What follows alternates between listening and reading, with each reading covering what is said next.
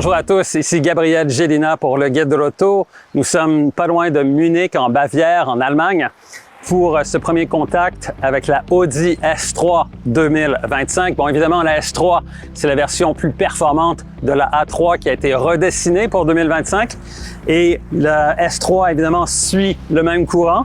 Donc, une partie avant qui est beaucoup plus agressive pour ce qui est du design, les prises d'air élargies également à l'avant, les nouveaux blocs optiques avec les feux matriciels d'ailes.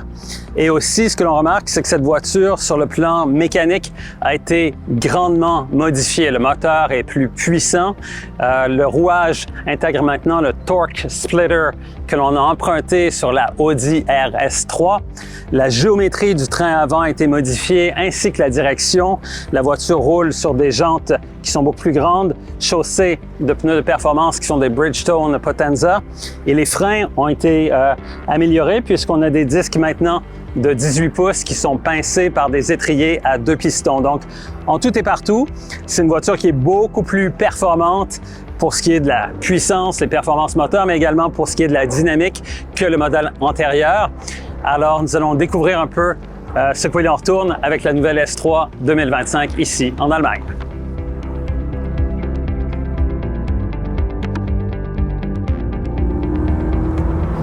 Alors, le moteur, c'est toujours un 4 cylindres de 2 litres turbo compressé que l'on retrouve sous le capot. Mais il est maintenant plus puissant qu'avant. En fait, il développe 328 chevaux. Et pour ce qui est du couple, le couple est chiffré à 310 livres-pieds.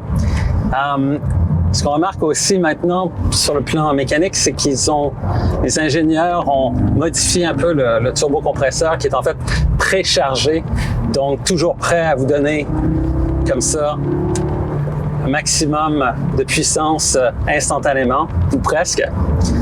Alors la S3 est aussi équipée du système Audi Drive Select qui permet de paramétrer à peu près tous les réglages de la voiture, que ce soit les liaisons au sol, la réponse de la motorisation ou la fermeté de la direction, simplement ici en touchant la touche Drive Select et en choisissant le programme que l'on veut. Et si on choisit le programme dynamique, on peut maintenant aussi choisir Dynamic Plus qui permet à ce moment-là de faire entrer en scène le fameux Torque Splitter qui a été emprunté à la RS3. Donc il s'agit d'un double embrayage multidisque qui est à l'arrière, sur le train arrière de la voiture, qui permet justement de répartir le couple d'une roue à l'autre du train arrière. Donc, ce que ça permet, c'est que ça permet d'accélérer, de faire tourner plus rapidement la roue extérieure en virage, ce qui donne un caractère beaucoup plus joueur à la S3, parce qu'à ce moment-là, elle se pointe un peu mieux dans les virages et aussi quand on fait des sorties de courbe sur l'accélérateur, on peut provoquer une légère dérive du train arrière. Donc, encore une fois, c'est un caractère qui est beaucoup plus joueur pour la S3 maintenant avec ce fameux Torque Splitter que c'était le cas auparavant avec le modèle antérieur qui, lui, avait tout simplement un rouage intégral de type Haldex. Donc, qui peut varier la répartition du couple de l'avant à l'arrière. Mais avec le nouveau Torque Splitter, il est possible maintenant de varier aussi cette répartition de couple d'un côté à l'autre sur le train arrière. Parmi les modifications qui ont été apportées au châssis de la nouvelle S3, on note la nouvelle géométrie du train avant. En fait, le train avant présente maintenant un peu plus de carrossage, c'est-à-dire que les roues avant, plutôt que d'être vraiment droites comme ceci, sont comme penchées un peu plus vers le haut. Et ça, ici, c'est la surface de contact. Donc, de cette façon-là, ça nous donne une voiture qui est un peu plus incisive lorsqu'on l'inscrit en virage.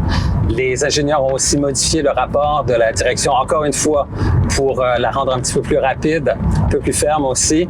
Donc, ces améliorations-là font en sorte que la S3 a un tempérament qui est un peu plus sportif, un peu plus joueur que le modèle antérieur.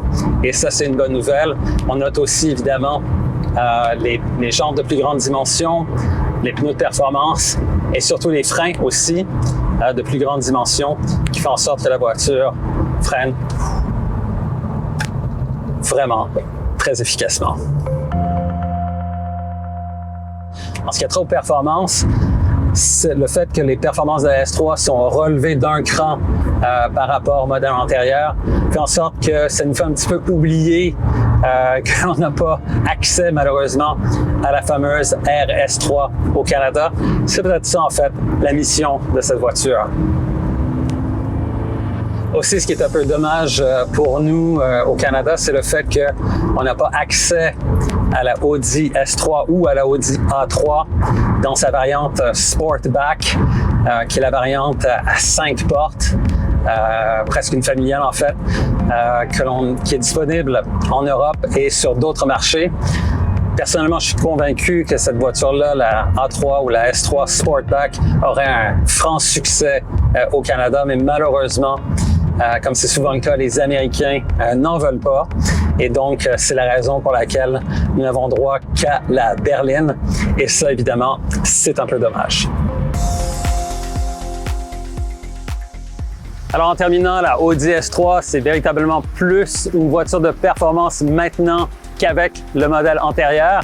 Et on remarque tout de suite aussi, évidemment, la présence d'un nouvel échappement sport à 4 sorties. Donc ça témoigne véritablement du caractère de cette voiture. Cet échappement sport est proposé en option.